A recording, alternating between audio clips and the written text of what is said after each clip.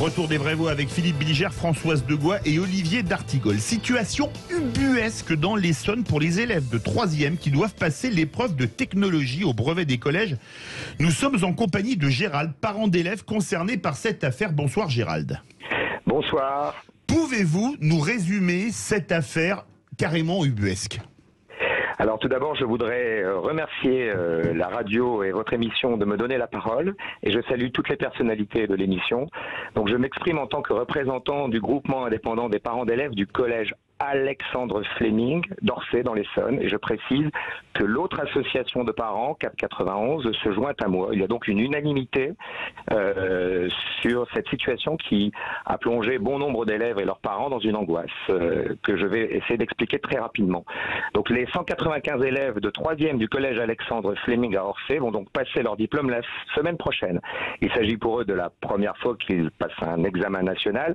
Parmi les épreuves de cet examen se trouve effectivement l'épreuve de technologie. Or, au collège d'Orsay, à Alexandre Fleming, nous n'avons pas eu d'enseignants de toute l'année en technologie. Je répète, donc les 195 élèves n'ont pas eu de cours de technologie. Ils n'ont pas eu un cours de l'année depuis le mois de septembre. Ils ont eu un cours, ils ont eu un début de cours le premier mois de septembre, pour être tout à fait honnête. Il faut quand même le dire. Et ça s'est arrêté au mois de septembre. Ça s'est arrêté au mois de septembre pour des raisons sur lesquelles je ne vais pas m'étendre ici.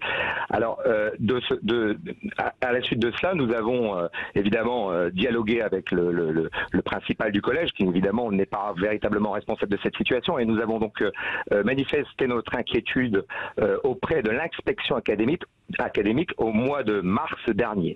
Ce n'est que le 15 juin dernier, donc il y a très peu de temps, que tous les parents et tous les élèves ont reçu un message du chef d'établissement du collège nous disant, je cite, que le directeur académique avait pris la décision de dispenser, donc je dis bien de dispenser les élèves du collège de l'épreuve de technologie pour compenser l'absence du professeur. C'était donc mercredi dernier, le 15. C'est ça. Oui. Donc, évidemment, là-dessus, les parents et les élèves étaient tout à fait rassurés et pouvaient se concentrer sur ce qu'ils avaient vu au cours de l'année. Mais, revirement de situation, le 20 juin dernier, c'est-à-dire lundi, autrement dit au lendemain des élections où le très médiatique député d'Orsay a été éliminé, nous recevons Cédric Villani, on va dire son nom, Voilà, nous recevons un message contraire disant que, par suite d'une communication ministérielle, aucune dispense ne sera accordée au motif de l'absence d'enseignants cette année, mais que cette absence sera prise en compte par les correcteurs. D'où mes questions. Où est l'exemplarité des autorités lorsque celles-ci se contredisent en moins d'une semaine sans se préoccuper de l'impact psychologique de leurs décisions sur les jeunes collégiens? Où est l'école de la confiance dont on nous parle sans arrêt? Comment avoir confiance dans les institutions? Enfin, on peut se demander, je dirais, comment on peut demander à des élèves de se présenter à une épreuve pour laquelle ils n'ont absolument pas été préparés. Ou alors, est-ce que ça veut dire qu'un professeur de technologie, finalement, ça ne sert pas à grand-chose? On peut se présenter à une épreuve sans rien. C'est aussi un mépris, je trouve, à la fois pour les enseignants et aussi pour les élèves, puisqu'ils sont un peu, je dirais, malmenés psychologiquement. On va vous faire échanger avec les vraies voix, Gérald. Philippe Bilger, Kafka, c'est résumé en quelques secondes, là.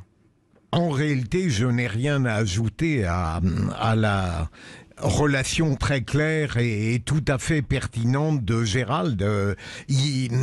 C'est extravagant. Il a pointé les trois choses qui sont scandaleuses là-dedans. À la fois, c'est une incurie.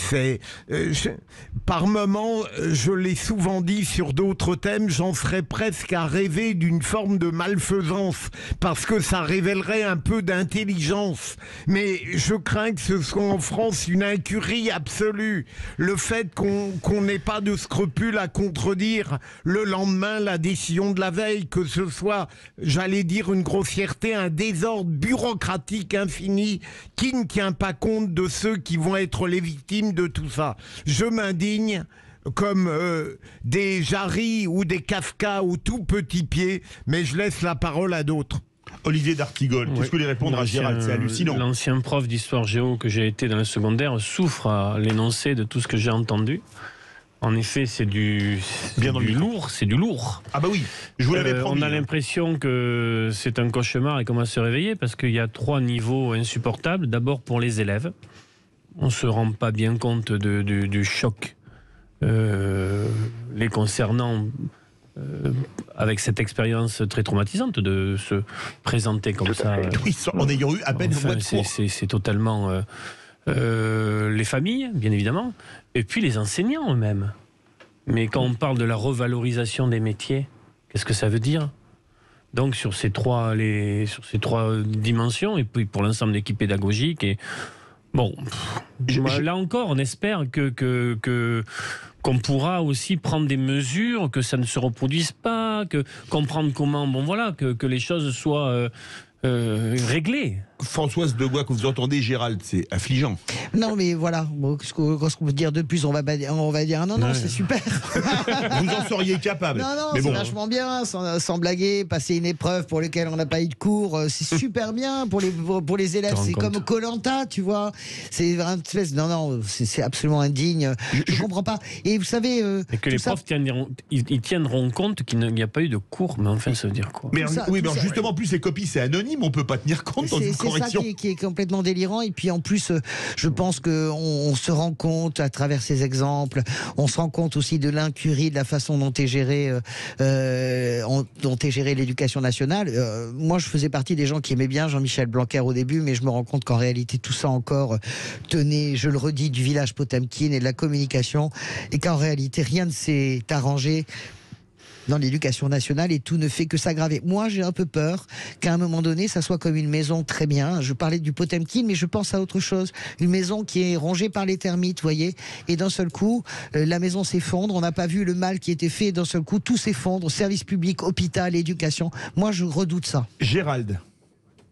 Eh bien, écoutez, merci pour vos commentaires. Je voudrais essayer d'élargir peut-être un petit peu la perspective. Rapidement, alors très rapidement, en précisant quand même que l'épreuve de technologie, c'est une épreuve au cours de laquelle, ou l'enseignement, de technologie, c'est un enseignement au cours duquel les élèves peuvent se sensibiliser au métier d'ingénieur, finalement. Or, on nous parle aujourd'hui en permanence de la réindustrialisation de la France.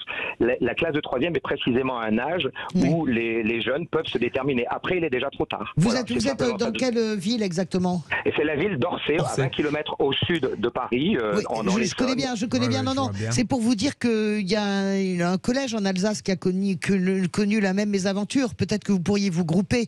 J'ai vu passer ça avant-hier, le lycée, je crois que c'est le collège Robert Schumann, dans le Haut-Rhin, où les élèves se sont retrouvés à passer une épreuve de technologie. Sur 7 mois, ils ont eu 15 jours ou 3 semaines de cours simplement.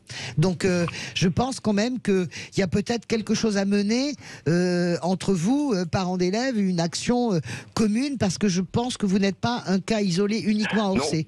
J'ai vu passer ça sur France 3 Alsace et je crois que c'est à peu près la même configuration. Peut-être qu'ils ont eu, les élèves alsaciens ont peut-être eu un mois de cours complet et pas 0 heure. Le mot de la fin, Gérald, rapidement, s'il vous plaît.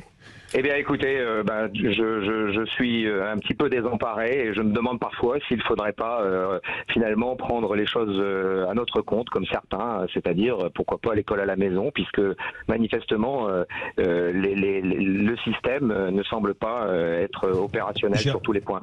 On a une de nos vraies voix qui est Sophie Audugé, la présidente de SOS Éducation, la secrétaire générale qui m'envoie un texto amusant. En la circonstance, 0 cours, 0 devoir, 0 révision égale la tête à Toto. 20 sur 20 pour tout le monde. Je dois avouer que je signe dès demain et on salue Sophie. Vous nous tenez au courant, Gérald, de l'évolution de cette affaire parce que vraiment c'est totalement hallucinant. On pense aux élèves, on pense à eux. Merci beaucoup à vous. Tout de suite, notre grand débat. Il va parler ce soir, lui c'est le président de la République, le gouvernement d'union nationale. Ça vous dirait? Vous voulez réagir? Oui. Je pose une question. On est en guerre? Contre qui, oui. On est en guerre. Est-ce qu'on est en guerre? Est-ce que c'est la crise de 29?